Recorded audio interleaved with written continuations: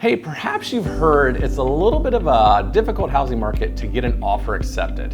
Perhaps you have to offer up a dog or a kid, maybe detail someone's car for a year. But I actually wanted to share a couple of ideas that I've heard recently that I think are phenomenal. Perhaps it'll help you win the next offer you put on the next house so that you can call it a home very soon. So I want to share these with you. Right now, a lot of realtors are saying you have to be willing to pay more. Okay, I mean, I get it. The seller is definitely in control right now. But what if there were some ways that you didn't have to always pay more?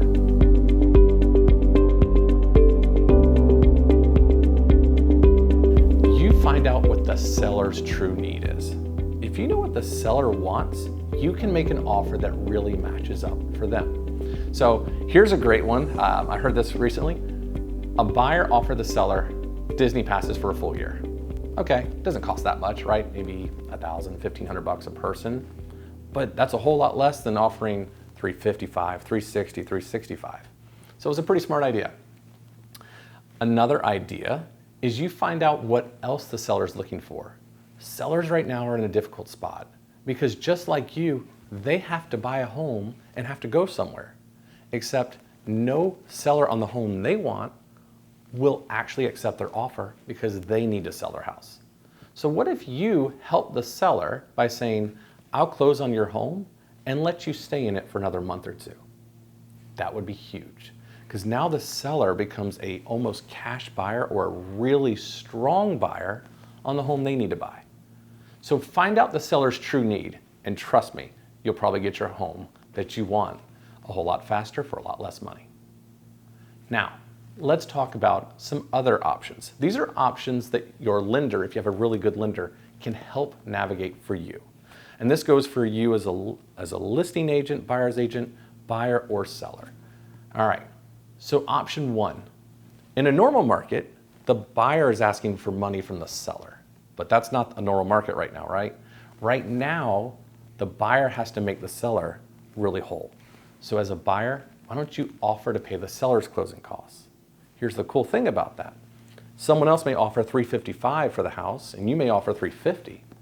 But if you offer to pay $3,000 or $4,000 in closing costs for them, they see a lot of value in that because they're not losing money, they're not paying costs, so they see a huge benefit. Maybe you pay a little bit less, but here's the other benefit to it, and the listing agent can definitely educate the seller on this. The home doesn't have to appraise for $355 to make this deal work. It only has to appraise for $350. So options like this can really benefit a seller. The second one, offer to pay maybe a percentage, maybe all of the commissions for the realtors. Most sellers don't enjoy paying the cost, but they really don't enjoy paying the commissions. You know, if you look at a home, let's say it's $300,000, you're looking at almost $18,000 in commissions. That's a lot of money that a seller is having to, quote, give up to make this deal happen. So if you don't have to offer a really high price, but can cover the commissions or a part of them, that would be a huge benefit. And a couple of my buyers have used this to get their home. The next option would be if you are putting, let's say 20% down. If you're putting 20% down, that's a lot of money. But if you have a good lender who can restructure your deal, maybe you only put 10% down and you pay a little bit over, you pay some extra cash over the appraised value that makes the deal work. And my last tip, this one's a lot of fun. You have to figure out one other possible way. What if you walk up as a cash buyer? Now I know you're kind of going, how am I going to be a cash buyer? Well, we do have some people that have been able to borrow money from family, pull money out of retirement, pull from their investments, and actually walk up and say, I'm a cash buyer. Well, right now a seller really would love a cash buyer. So if you could walk up and pay cash, that seller is definitely going to take your offer.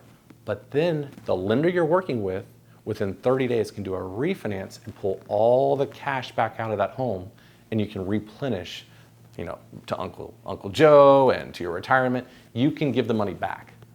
So these are some ideas that have worked well for our clients. I would love to know more ideas. Perhaps you've seen something else that's worked out there. Please share it down below in the comments. I'd love to hear from you. Thank you.